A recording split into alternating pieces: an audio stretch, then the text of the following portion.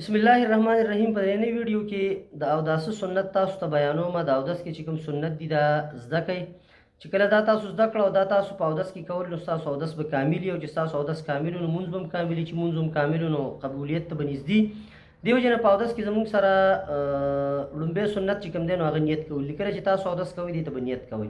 په دویم نمبر باندې بسم الله ویل لیکلم چې تاسو اوداس شروع کوئ نو بسم الله بو تا کوئ. په دریم نمبر باندې بیا زموږ سره دواړه لاسونه انځل دي چې کلم تاسو اودس کوئ نو لاسونه به انځئ پکې. او بیا په څلورم نمبر باندې د ګوتو خلال دی چې کله تاسو اودس کوئ نو ګوتو کې به خلال کوئ چې د عجزې پکې پاتې نشي. اکثر د خپو په دې ګوتو کې عجزې نه پاتې کېږي نو دې د وجې نه د ګوتو خلال دا سنت دی، دا ضروري دی.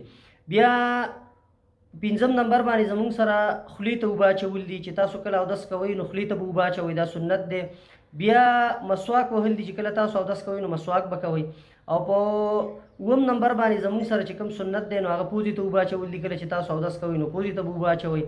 او په اتم نمبر باندې په ګیره کې خلال کول دي. کله چې تاسو مخ وینئ نو ظاهري ګیره خو بس تاسو لنده شوي، خو په ګیره کې خلال کول چې یاره ګیره د چا ګڼئ چې دا لاندې ځایونو ته اوبه ورسي نو دې د وجې د ګیرې خلال دا سنت دی، دا هم ضروري دی. بیا په نهم نمبر باندې د ټول سرمسه ده. کله چې تاسو د سر مسه کوئ نو دا به ټول سرمسه کوئ داسې په دې طریقه باندې چې تاسو لاس بوځئ واپس به راسې راولئ، دا دوه ګوتې به پاتې نو په دې باندې به بیا د غوږونو هغه مسه وکئ. که نه تازه اوبه ولرالی او جدا کوئ د غوږونو مسه نو هم تاسو کولی شئ. او بیا په 11 نمبر باندې زموږ سره دا اندامونه پې در پې انځل دي چې یو اندام ته وینځي نو په هغې پسې بیا بل اندام په دونه وخت کې انځي چې هغه بل اندام تا نه اوچ شوی نه وي. دا پې در پېوالی او دا مسلسل انځل دا هم سنت دي.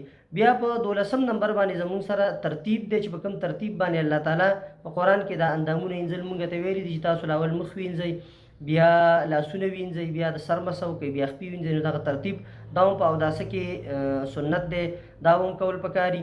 او بیا زموږ سره په آخري چې کوم دی هغه هر اندام درې درې پیرې انځل چې دي نو دا سنت دي. نور که سړی یو یو پیر ومینځي لمونځ کېږي، خو سنت طریقه دا ده چې مونږ هر یو اندام درې درې پیرې وینځو.